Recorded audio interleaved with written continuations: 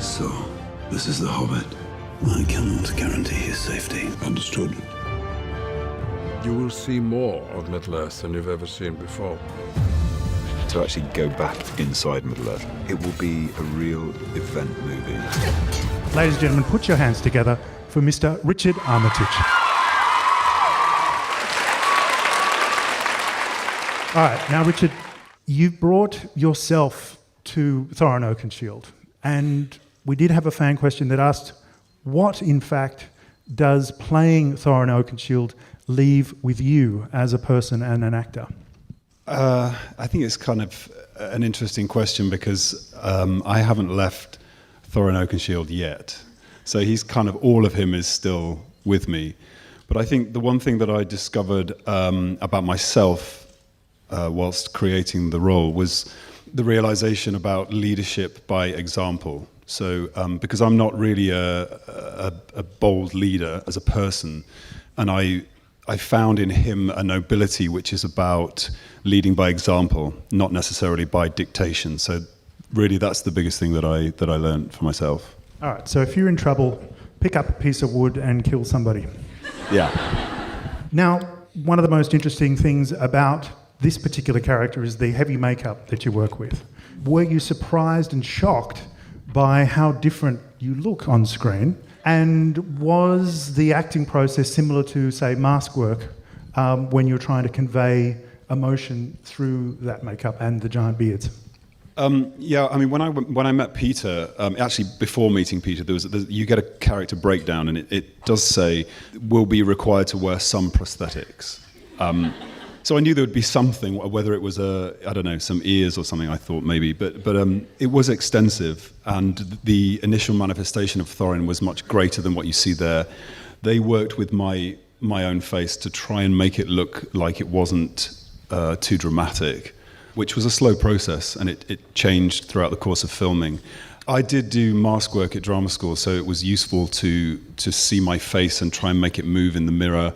And I spent a lot of time doing that. I also worked with Tammy Lane, who was my prosthetics artist, to try and make sure that the flashing on the eyes wasn't too heavy so that I could move my eyebrows. The eyes move in such a sensitive way. I didn't want that to be inhibited in any way because I felt that the key to seeing into Thorin's heart was through his eyes. And I was nervous about having all of that on my face. But I think it worked out okay. And when I took the prosthetic off, my face was much more animated than I normally am as a person, but that was just because of the muscles being exercised a little bit more. Now, what is it that you think is left behind for audiences today, as opposed to, say, the audiences of Tolkien's time who would have seen it as a direct metaphor for World War I? Yeah, I mean, it was something I discovered as I was researching The Hobbit, because I read Tolkien's biography, and I think he talks a lot about his experiences in World War I. The loss of his fellowship, I think, really informed what he was writing about. And the rise of evil, in Europe was something very much in his head when he wrote the book. I think audiences of the time would have understood that more closely, but at the same time, we're living in a time where, our children, our friends are going to other parts of the world to fight battles. And particularly with the dwarves, the idea of an exiled people returning home, trying to find their homeland that's a story which pervades, across time. So all of these things resonate for you. They give you ideas, but at the same time, we're making a fantasy movie, essentially aimed at young adults. So you just bear it in mind and try not to get too heavy and political about it. Well, I think that's the most interesting thing, is ultimately these films are entertainment. It's fun. And I want to ask you about the fun of it, because obviously 266 days of hard work, of emoting under heavy makeup, heavy battle gear, and of course throwing orchestra around. I mean, how heavy is orchestra to wave above your head? Is it just a piece of balsa wood, or is it a lovely wetter work? I've got to say, most of the fun was had offset. The first day I had all the costume on and all the makeup, and it was so hot and heavy, as you've probably heard from many of the other whinging actors on this movie. But I made a conscious decision that I didn't want it to inhibit what I was doing, and I knew that if I really concentrated on the character, that I could, try and have some fun with Thorin. He's not a big bag of laughs, I've got to be honest. It was a challenge looking for a single moment to make him smile. For me, I have fun when I'm being tested and when I'm being pushed. And, this was an endurance test from beginning to end. And if it hadn't been for my fellow dwarves, British, Kiwi, and that coming together of two cultures, I really would have had a lot less fun. But we had such a great cast, and I can't wait to see them again. I started training again at the end of January so that I could swing that heavy sword around that you're talking about. But I was gifted a replica of the sword, so I've had practice. I was very close to taking it to the gym with me and swinging it around. Yeah. Now, you talk about having fun on set, and I want to perhaps delve into some of the stories that you may not have regurgitated previously.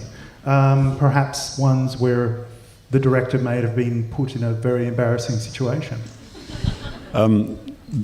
Our director put himself in a very embarrassing situation. You might want to not film this because I'll get into trouble. Okay, so at the end of the first film when you see Thorin on the tree and he's about to attack Azog, I didn't really know what Pete was shooting there.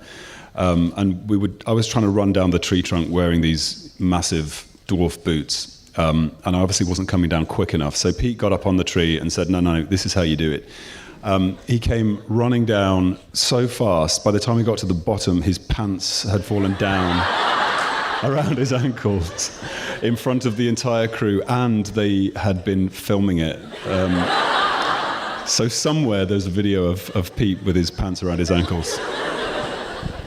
Sir Peter Jackson, ladies and gentlemen. Yeah. Although he's not the first person to lose their trousers on the set of The Hobbit, I want to take you to a fan question about Dwarfs Illustrated 2012.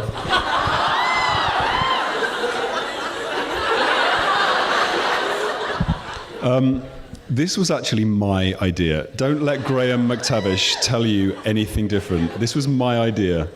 It was Pete's 50th birthday, and we decided that we would create a naked dwarf calendar. But of course, you know what a naked dwarf looks like. We're loaded with padding. So that was the joke. And basically, every dwarf was a different month in various compromising positions. But there is only one copy which Peter owns. And Graham wanted to make more. And I said, absolutely not. There is only one copy, and there only ever will be. Obviously, Thorin Oakenshield. You have a strategically placed piece of oak, or?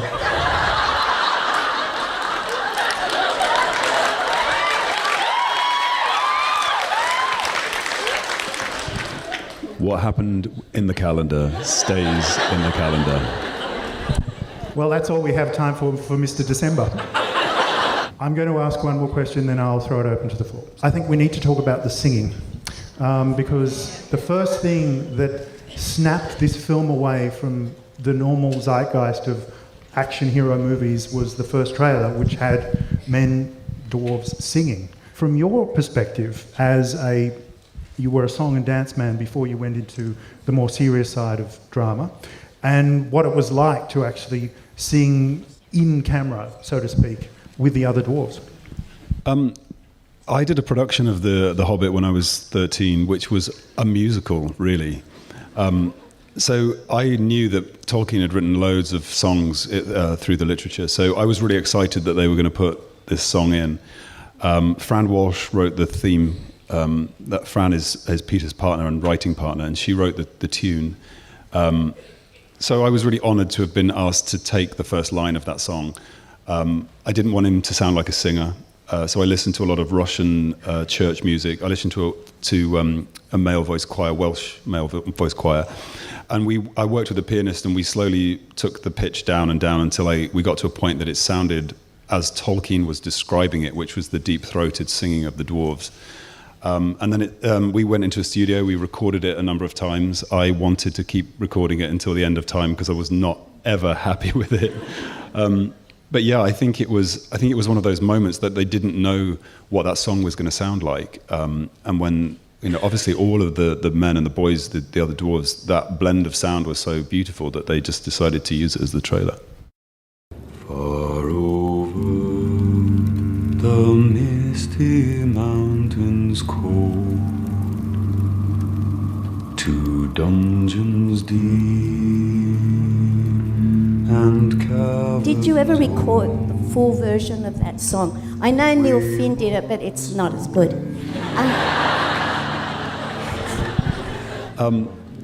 You're about to see the film, and it is quite long. So, if that song had been any longer, I think people would have got a bit impatient. But there was a moment where I nearly got to sing the song at the end. Nearly. But I just thought it was maybe not appropriate that one of the characters would sing. But that was the full version of the song in the movie. Neil Finn did a version of the final song, which he extended and wrote and developed, which I absolutely love. But no, I'm hoping there'll be more singing in movies 2 and 3. How much of an input did you and the other dwarves have into the final looks of your characters? The whole process, working with Peter and his team, was collaborative. At every stage, my opinion was valued, down to the shape of the body, the shape of the costumes, the length of the costume, the length of the hair. I remember asking for more grey at the sides because I felt that it would really give him more age, and I wanted that pelt, the fur pelt, because I'd originally conceived Thorin as being like a bison, and I wanted that upper body bulk. And whenever I didn't have that fur on, I really felt that I was sort of missing a part of him. So as much as it was hot and heavy, and they'd always say, you can do this scene without the pelt if you want, and I'd be like, no, I need it. I like it. It makes me feel like the character. Can you talk more specifically about how the way you imagined Thorin as a child compares with the role you created under Peter's vision? Yeah, it's very interesting because I was trying to listen to both of those voices, because I do remember very clearly reading the book as a 12-year-old, and then as a slightly older than 12-year-old man. As a kid, I was focused very much on Bilbo, and then as an adult, I was focusing on Thorin, but I had seen him probably as a bit older. But it was important that he was a potential king, that he was somebody that could return to his throne and lead his people and show his prowess on the battlefield. So I think we found a place which was older than I am, but he still had the youth to be able to swing that sword around and really fight for his people, which was important. Hey Richard, I was just wondering if you could talk a bit about Peter Jackson's kind of technique with directing actors. So none of the technical direction, just how he gets the performance out of the actors, what he says, does he give you adjustments, etc.? It was always very difficult to get Peter to sit down before you went onto set to talk about the character or the process or the story. He actually likes to have that conversation while the camera's rolling, so the whole thing feels like an experiment. He loves it when you develop an idea and he'll go with you. It takes a while for you to find that path together.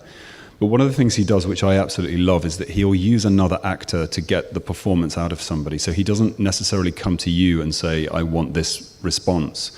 He'll take an actor away that you're going to work with. I had a moment in movie 3, which I can't talk about, with Martin, where I was in the middle of a scene, and he took Martin away. I didn't know that he'd done this, and Martin came back and played something to me which got quite an extraordinary response from me that I had not predicted, and that was the take, and that's exactly what he does, and he did it to me as well. I have a scene with Keely, and he took me aside and he said, I want you to say this, I want you to do this, and we got the response from Aidan, and it's such a great way to work because you don't know that he's having an effect on you. From an actor's perspective, can you tell me what you learned that was different doing something as massive as The Hobbit as opposed to doing TV series like Spooks and Robin Hood, and which do you prefer? The main thing really is time, and when you've got a budget like we had for The Hobbit, it buys you so much time. So I really, because in television you do 2 or 3 takes and you move on, and there's this urgency to the shoot. I mean, don't get me wrong, there was an urgency to the shoot, but there was time to experiment, and really that's what I'm talking about in regards to that last question.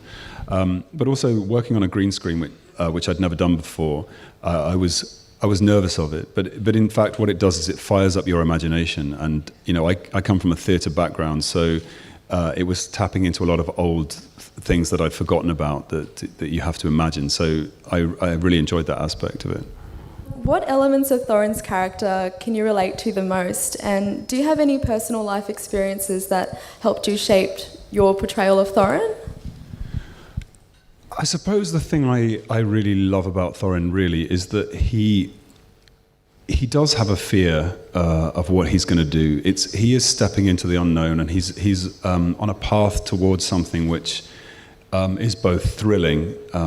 He will get to be a king, and he will accumulate a huge amount of wealth.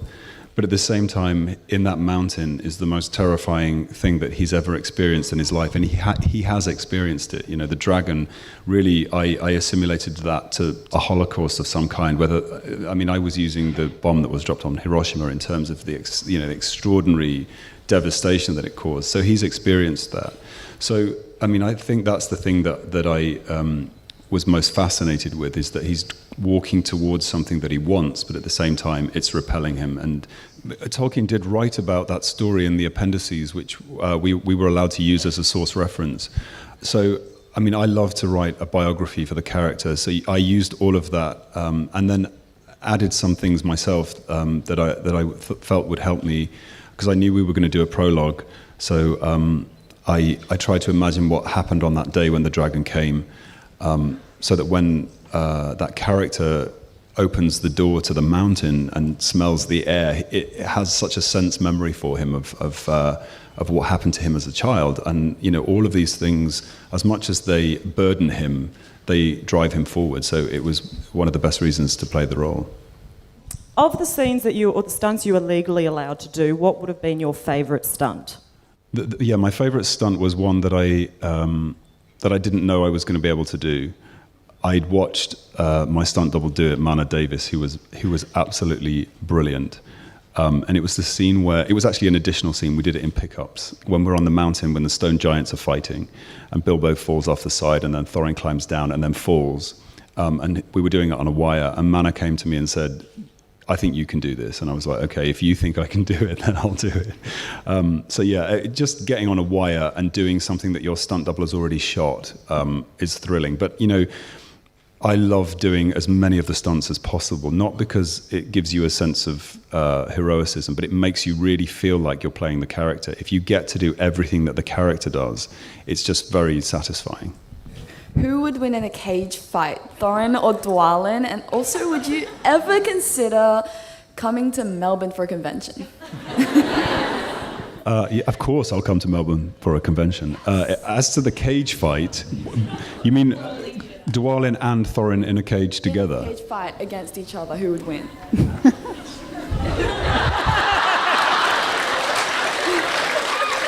I know that you're a method actor and you immerse yourself in a character and research beforehand. Was that easier or harder with makeup and green screens where a lot of it wasn't there already?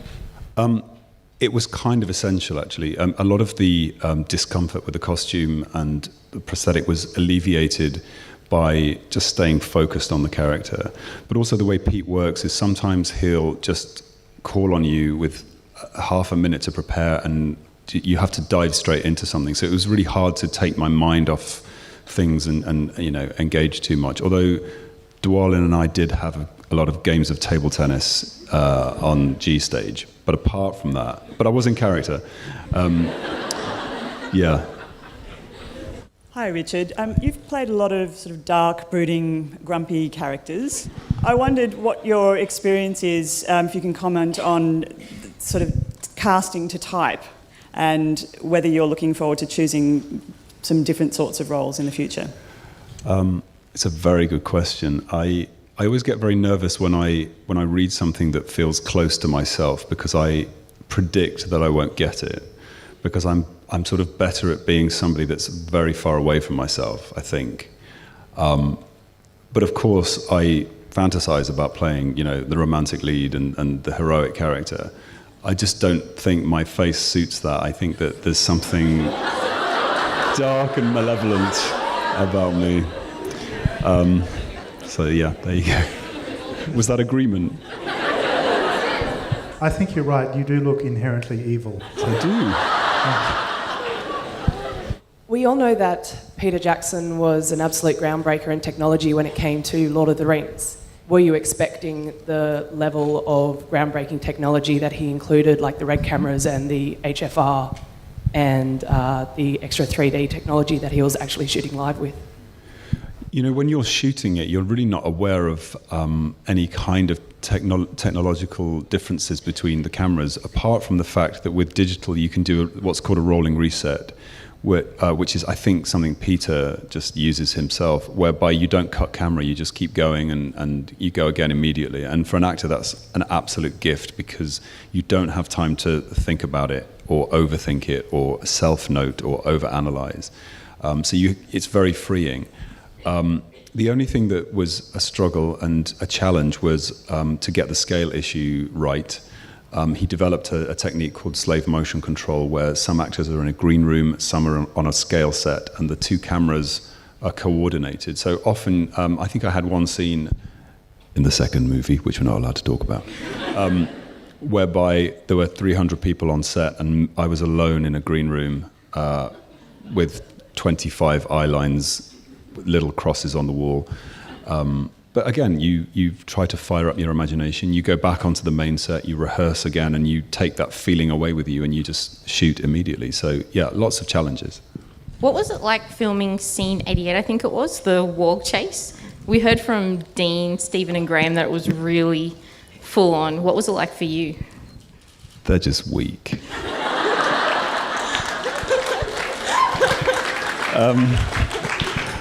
Scene 88 was a chase sequence, and it felt like we ran throughout the whole of the North and the South Islands. But it was so great to be out in those incredible locations. Places that I've never seen in my life and probably never will again.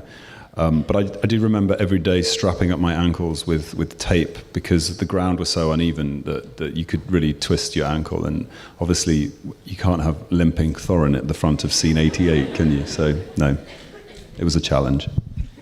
Now, Richard, Andy Serkis's work has been groundbreaking, and he got to work with Martin Freeman. But there's another character who I can imagine you wouldn't think would be working in a mocap situation. And it's the character played by Benedict Cumberbatch. And a thought hit me that it's quite possible that Peter Jackson would get Smaug and you in the room together. And I'm just wondering whether that's happened or whether you've actually talked about it. That's a real spoiler.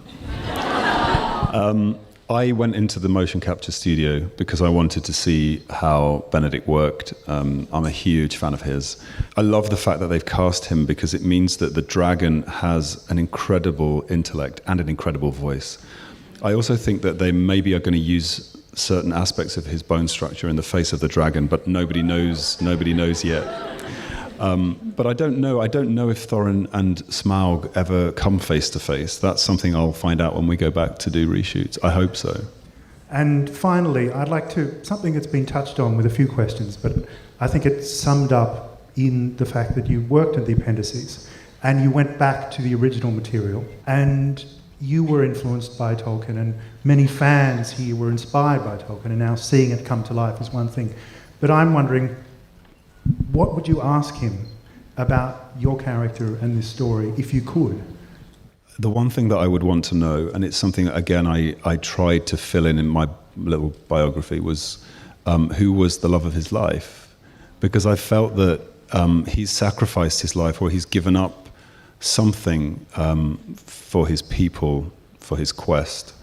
And I did imagine that there might have been, a princess that he would have been betrothed to as king under the mountain. So that's probably what I would ask Tolkien. I know.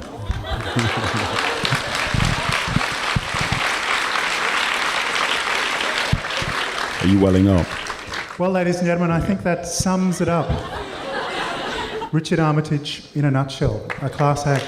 Please put your hands together for an actor and a man who's brought Tolkien to life.